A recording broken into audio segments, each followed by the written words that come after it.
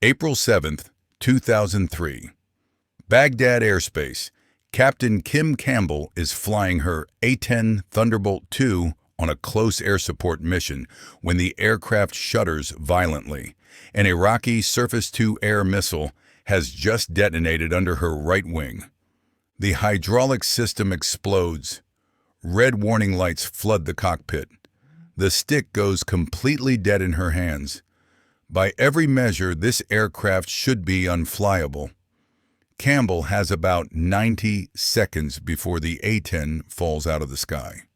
Instead, she lands it, and the way she does it reveals why the A-10 Warthog is the most indestructible combat aircraft ever built. Campbell's mission that day was supporting the 3rd Infantry Division's push into Baghdad. Low and slow over urban terrain. This is what the A-10 was designed for, but it's also the most dangerous flying you can do. Iraqi forces are still fighting, and the city is covered in anti-aircraft artillery and shoulder-fired missiles. At 1,500 feet, traveling 300 knots, Campbell rolls in for another gun run when the SA-7 Grail missile comes up from a rooftop. The warhead's proximity fuse detonates 15 feet from the aircraft. Shrapnel rips through the fuselage, severs hydraulic lines, punctures fuel tanks, and shreds control cables. The A-10 uses 3 independent hydraulic systems to control the flight surfaces. All 3 are now bleeding fluid at catastrophic rates. In any other aircraft, this is game over, you eject. But the A-10 has something no other jet has: a completely manual backup flight control system, real cables, real push rods, no computers, no hydraulics, just the pilot's muscle moving the control surfaces directly. Campbell immediately switches to manual reversion mode. The stick is now connected directly to the ailerons and stabilators through steel cables, exactly like a World War II fighter.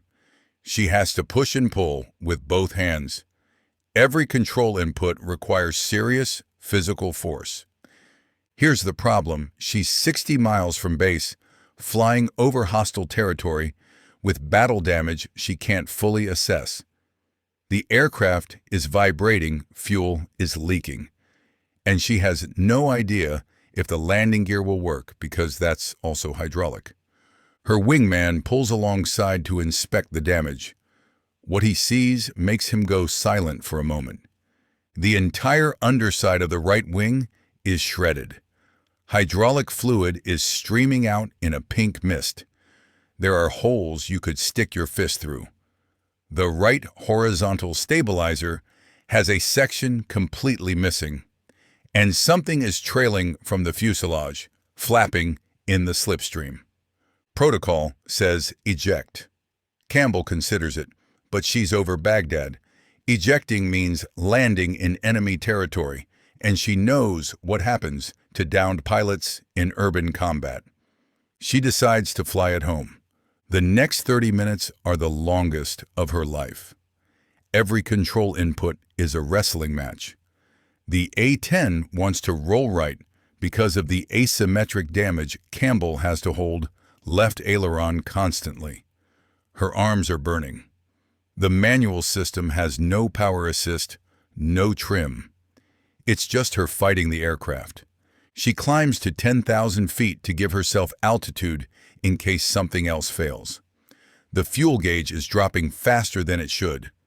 She's losing fuel from the punctured tanks, but the A-10's self-sealing foam is doing its job, limiting the leak. Baghdad International Airport is now in sight. But Campbell has another problem. She has no idea if her landing gear will extend. The hydraulic system that powers the gear is completely dead. The A-10 has a backup, a nitrogen bottle that can blow the gear down using compressed gas. It's a one-shot system. If it doesn't work, she's landing gear up on a foam-covered runway, and there's a decent chance the aircraft catches fire. She pulls the handle. 3 green lights. The gear is down and locked. One problem solved. Now she has to land this thing. In manual reversion mode, the A-10 lands fast and hard because the pilot can't fine-tune the descent rate. The normal approach speed is 145 knots.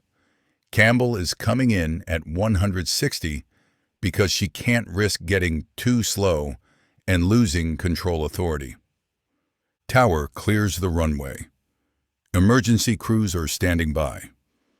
Campbell lines up on final approach, both hands on the stick. The A-10 is wallowing, unstable, trying to drop the damaged right wing. She's fighting it every second, physically overpowering the aircraft's tendency to roll. She crosses the threshold, pulls back on the stick with everything she has. The main gear slams onto the runway at over 170 knots. The nose comes down hard. She's got no hydraulic brakes, only the emergency brake accumulator, which gives her maybe 3 applications before it's empty. She stands on the brakes. The A-10 decelerates. 140 knots, 120, 180. The runway is running out. 60 knots, 40. The aircraft finally stops 500 feet from the end of the runway. Campbell shuts down the engine and just sits there for a moment, hands shaking from the adrenaline and the physical effort of wrestling the aircraft for 30 minutes straight. When the ground crew reaches the aircraft, they count over 100 holes in the fuselage and wings. The hydraulic system is completely destroyed. One engine has shrapnel damage. The right horizontal stabilizer is missing a 3-foot section. Fuel is still dripping from punctured tanks. The maintenance officer tells her the aircraft is a write-off. It'll take months of depot-level repair to make it airworthy again. Except this is an A-10. 3 weeks later, that same aircraft is back in combat. Here's why this story matters. The A-10 was designed in the 1970s specifically to survive this exact scenario. The designers assumed the aircraft would be hit. They assumed hydraulics would fail. They assumed battle damage was inevitable. So they built in triple redundancy, manual backup controls, self-sealing fuel tanks, separated shielded flight control systems, engines mounted high and wide to protect them from ground fire, a titanium bathtub around the cockpit that can stop 23mm cannon rounds. The A-10 is slow, it's ugly, it can't dogfight, but it's built to absorb punishment that would destroy any other aircraft and still bring the pilot home. During Desert Storm, A-10s flew 8,100 sorties. 7 were shot down, but dozens came back with catastrophic battle damage, missing engines, hydraulics shot out, wings shredded, and they landed safely because the aircraft was designed from day one to be survivable, not invincible. Kim Campbell's landing became legendary in the Air Force. She was awarded the Distinguished Flying Cross. The aircraft, tail number 80-0242, was repaired and flew for another 16 years before being retired in 2019. The A-10 is still flying today, 50 years after its first flight. The Air Force keeps trying to retire it. Congress keeps saying no, because there's still no aircraft that can do what the Warthog does: fly low, kill tanks, and bring the pilot home no matter what.